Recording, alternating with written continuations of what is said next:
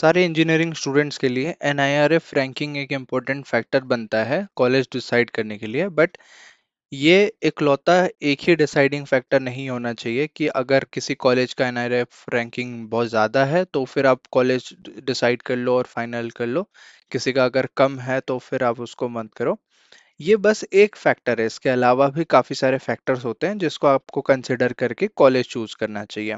तो NIRF ranking recently 12 अगस्त को announce हुआ था। यहाँ पे काफ़ी सारे फैक्टर्स कंसिडर किए जाते हैं। तो क्या होता है एक्चुअली एनआरएफ रैंकिंग, कौन से कॉलेजेस को मिला, टॉप कॉलेजेस क्या हैं, सभी के बारे में हम बात करेंगे। एनआईआरएफ रैंकिंग ओवरव्यू में सबसे पहले फुल फॉर्म क्या होता है? National institutional ranking framework. तो यहाँ पे ये रैंकिंग दिया जाता है किसके द्वारा? Ministry of education, government of India. तो क्रेडिबिलिटी है कि गवर्नमेंट ऑफ इंडिया के जरिए से ये रैंकिंग किया जाता है। पिछले 9 सालों से ये हो रहा है। 2015 में शुरू हुआ था, अभी 2024 में आके पहुंच चुके हैं। हर साल government of India, ministry of education ये रैंकिंग रिलीज करता है डिफरेंट कैटेगरीज के अंदर। यहाँ पे पर्पस क्या होता है? To rank higher educational institutions in India based on various performance parameters. बहुत सारे ऐसे पैरामीटर्स होते हैं जिसको ध्यान में रखते हुए रैंकिंग दिया जाता है। क्या है वो पैरामीटर्स, मैं वीडियो में आगे बात करूंगा। अगर आप वेबसाइट में जाते हैं, यहाँ पे दिखेगा आपको 12 अगस्त को भारत मंडपम न्यू दिल्ली में, यहाँ पे जो हमारे एजुकेशन मिनिस्टर है धर्मेंद्र प्रधान, उनके प्रेजेंस में ये रिलीज किया गया। मैं लाइव देख रहा था ये यूट्यूब में, एक वेबसाइट, एक चैनल पे लाइव स्ट्रीम हो रहा था। तो डिफरेंट कैटेगरीज, ये सारे डिफरेंट कैटेगरीज में कॉलेजेस को रैंकिंग दिया जाता है। यहाँ पे आप देख सकते हैं overall category, universities, colleges, research institutions, engineering, management, pharmacy, medical, dental, law, architecture and planning, agriculture and allied sectors, innovation. इस बार 3 और नए कैटेगरीज को इंट्रोड्यूस किए गए हैं: open university, skill university, state public university. Ranking report में click करते हैं तो एक 100+ पेजेस का पीडीएफ ओपन होता है। वहाँ पे सभी कॉलेजेस का लिस्ट, क्या क्या फैक्टर्स हैं, पिछले सालों में क्या ट्रेंड रहा है, सभी के बारे में डिटेल एक्सप्लेन किया गया है। मैं बात करता हूँ यहाँ पे टॉप 100 कॉलेजेस के बारे में ओवरऑल कैटेगरी में। तो यहाँ पे आप देख सकते हो सबसे टॉप में है Indian Institute of technology Madras. यहाँ पे ऐसा ही होता है, मोर डिटेल्स पे आप क्लिक करते हो तो फिर कितना मार्क्स मिला, कितना रैंक मिला है वो पता चलेगा। इधर आप रैंक देख सकते हो, रैंक सेक्शन के अंदर फिर स्कोर में आपको कितने मार्क्स मिले out of 100। State Tamil Nadu, city Chennai. Same उसी तरीके से आप बैंगलोर में देखो, Indian Institute of Science IISc Bangalore, फिर IIT Bombay, IIT Delhi, IIT Kanpur, ये सारे आईआईटी हैं। फिर एम्स दिल्ली है, IIT Roorkee, IIT Guwahati, JNU, Banaras Hindu University BHU. तो ये सारा आप यहाँ पे state wise, city wise score पूरा देख सकते हो। अभी हम आगे चलते हैं, टॉप 100 ऐसे हर कैटेगरी का डिस्कस करेंगे तो काफ़ी लंबा वीडियो हो जाएगा। Let's talk about the importance of NIRF ranking. Importance ये है कि इसका credibility officially recognized by government of India. तो गवर्नमेंट ऑफ इंडिया के जरिए से ये किया जा रहा है, ये रैंकिंग रिलीज होता है, जिस वजह से क्रेडिबिलिटी है कि हाँ सही होगा, गवर्नमेंट ऑफ इंडिया का इन्वॉल्वमेंट है यहाँ पे। देन मैं आपको इसके मेरिट्स और डिमेरिट्स दोनों बताऊंगा, वीडियो का एंड तक देखना, आपको कंक्लूजन समझ आ जाएगा। Comprehensive evaluation covers a wide range of parameters including teaching quality, research output and inclusivity. Transparency यहाँ पे है, मेथोडोलॉजी इज पब्लिकली अवेलेबल। जो भी मार्क्स वगैरह होते हैं या फिर जो कॉलेज डेटा प्रोवाइड करता है वो सारा पब्लिकली अवेलेबल होता है, तो सब कुछ ट्रांसपेरेंट रहता है यहाँ पे। गाइडेंस की बात करें तो helps students, parents and educators make informed decisions about educational institutions. तो डिसीजन लेने में काफ़ी हद तक हेल्पफुल रहता है स्टूडेंट्स को भी, पेरेंट्स को भी और एजुकेटर्स को भी।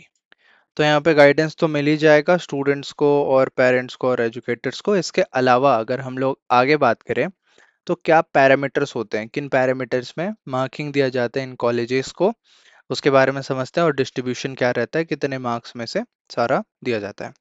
तो की पैरामीटर्स की अगर बात करें तो 5 ऐसे पैरामीटर्स होते हैं जिसको ध्यान में रखते हुए कॉलेजेस को रेटिंग दिया जाता है और रैंकिंग किया जाता है उसका। Teaching, learning and resources, TLR कहते हैं इसे।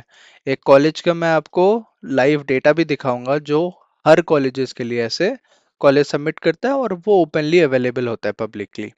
तो टीचिंग लर्निंग एंड रिसोर्सेस में स्टूडेंट का स्ट्रेंथ दिखा जाता है, इंक्लूडिंग डॉक्टरल स्टूडेंट जो पीएचडी स्टूडेंट्स होते हैं उनका भी ध्यान देखा जाता है।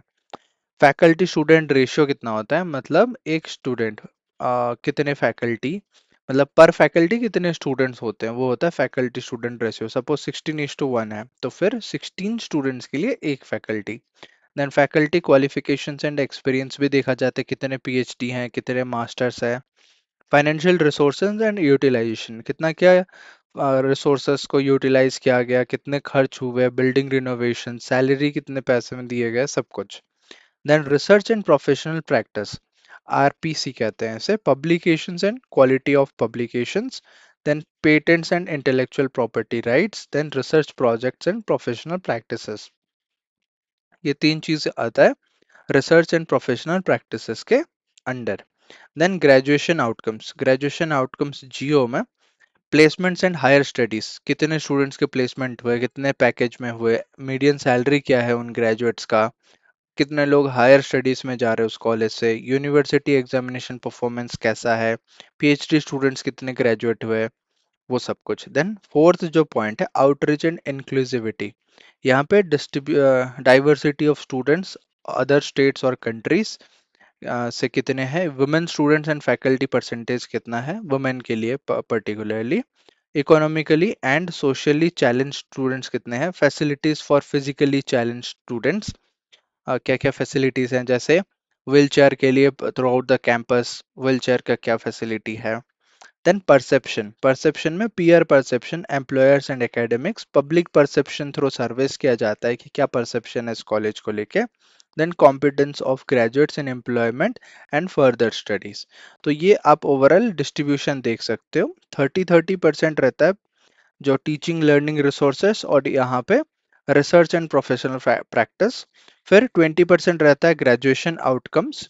देन 10-10% रहता है आउटरीच एंड इंक्लूसिविटी और परसेप्शन। तो ये एनआईआरएफ रैंकिंग पैरामीटर्स डिस्ट्रीब्यूशन रहता है। Okay, so that is how everything is calculated. ये आप आईआईटी मद्रास का देख सकते हो, मार्क्स वगैरह कितने मिले हैं यहाँ पे टोटल, टीएलआर, फिर आरपी, देन जीओ, ये सारे मतलब 5 सेगमेंट्स में मार्क्स दिए गए हैं। एक एक सेगमेंट के अंदर उसका सब कैटेगरीज पे होता है जहाँ पे मार्किंग दिया जाता है।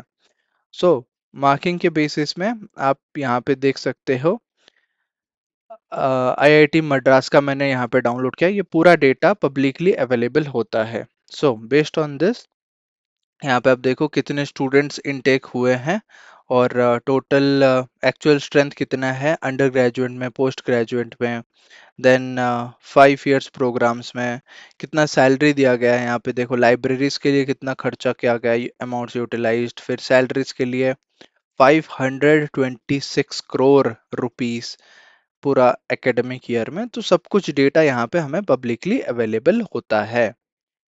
नेक्स्ट बात करते हैं स्ट्रेंथ्स एंड लिमिटेशंस के बारे में। ये स्टूडेंट्स लोग का मेन कंसर्न रहता है कि क्या स्ट्रेंथ्स है एनआईआरएफ रैंकिंग है और क्या लिमिटेशंस है। तो सबसे पहले जो स्ट्रेंथ्स के अंदर 3 स्ट्रेंथ्स यहाँ पे कंसिडर हो सकते हैं। गवर्नमेंट बैकिंग, तो ऑफिशियली ये रिकॉग्नाइज्ड है गवर्नमेंट ऑफ इंडिया के तरफ से, तो फिर क्रेडिबिलिटी, इसका क्रेडिबल ज्यादा होता है। Next standardized comparison provides a common framework for comparing institutions. Common चीज दिया जाता है कि आपको इसी इसी फैक्टर्स में कंपेयर करना है, तो एक कॉमन कंपैरिजन रहता है डिफरेंट कॉलेजेस के अंदर। Then broad scope evaluates multiple aspects of an institutions performance. तो डिफरेंट सेगमेंट्स में, डिफरेंट सेक्टर्स में रैंकिंग दिए जाते हैं, मार्क्स दिए जाते हैं, जिस वजह से ये बनता है कि हाँ काफी ब्रॉड एरियाज में इवेलुएट हो रहे हैं। बट लिमिटेशंस की अगर बात करें तो यहाँ पे काफी लिमिटेशंस है। Quantitative focus heavily reliant on quantitative data में मिस क्वालिटेटिव फैक्टर्स। बहुत सारे क्वालिटी वाले फैक्टर्स रहते हैं जिसको हम क्वांटिटी ऐसे नंबर से तोल नहीं सकते। दैट्स वाई ज्यादा क्वांटिटी पे फोकस होना, ऐसे नंबर्स पे फोकस होना है, इतने करोड़ ऑफ रुपीस पे खर्चा हुआ, बट हो सकता है कि कॉलेज बहुत अच्छा हो, स्टूडेंट्स फैसिलिटीज अच्छा हो, फैकल्टी अच्छे पढ़ाते हो, बट उसको आप कैसे मेजर करोगे, तो वो क्वालिटी वहाँ पे फिर मिस हो जाता है। Self-reported data. Institutions provide their own data which could lead to inaccuracies. College खुद प्रोवाइड करता है, ऐसे अलग से जाके कोई इंस्पेक्शन या फिर डेटा चेक नहीं होता, कॉलेज खुद प्रोवाइड करता है। तो फिर डेटा में इनएक्यूरेसी हो सकता है कि कोई कुछ अपने तरफ से बढ़ा के डेटा दे रहा हो, कुछ एडजस्ट करके दे रहा हो, जिस वजह से सेल्फ रिपोर्टेड डेटा में थोड़ा सा डाउट आता है। Next, weightage bias. The importance of different parameters में not align with individual priorities. तो फिर यहाँ पे क्या होता है, जो डिफरेंट पैरामीटर्स है वो किसी स्टूडेंट्स के लिए इंपॉर्टेंट हो सकता है कि वो बस टीचिंग लर्निंग पे फोकस करे, किसी और स्टूडेंट्स के लिए हो सकता है उसके लिए प्लेसमेंट ज़्यादा हो, बट वो इक्वल डिस्ट्रीब्यूशन नहीं है।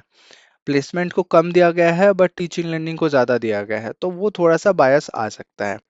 International context focused mainly on Indian institutions with limited global consideration. तो इंटरनेशनली ऐसा कंसिडर नहीं किया जाता है, जिस वजह से बस इंडिया तक ही ये लिमिटेड रहता है। ओवरऑल आप देखना चाहोगे तो रैंक 1 में यहाँ पे आईआईटी मद्रास है। ये कौन से कैटेगरी में? ओवरऑल इंस्टीट्यूशन कैटेगरी में। तो ओवरऑल इंस्टीट्यूशन में आप ये देख सकते हो, ये चीज़ आपको देखने को मिलेगा।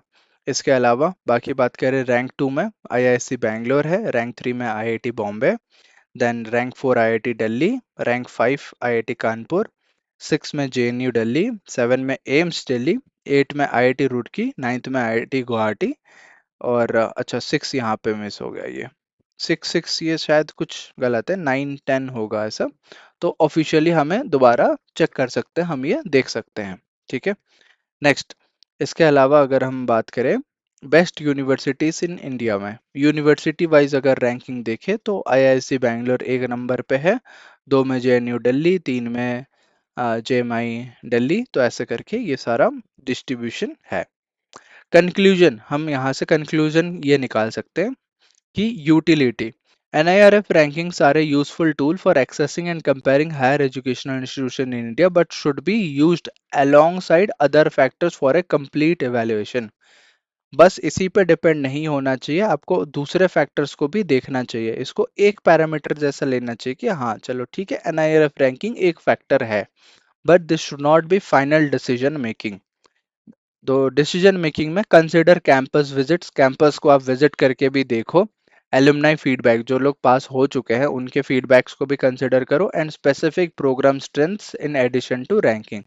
स्पेसिफिक प्रोग्राम स्ट्रेंथ्स मतलब कॉलेजेस के अपने अपने काफ़ी सारे स्ट्रेंथ्स होते हैं, वो स्ट्रेंथ्स को भी आपको ध्यान पे रखना है, so that you can consider कि ये कॉलेज आपके लिए सुटेबल है या नहीं है।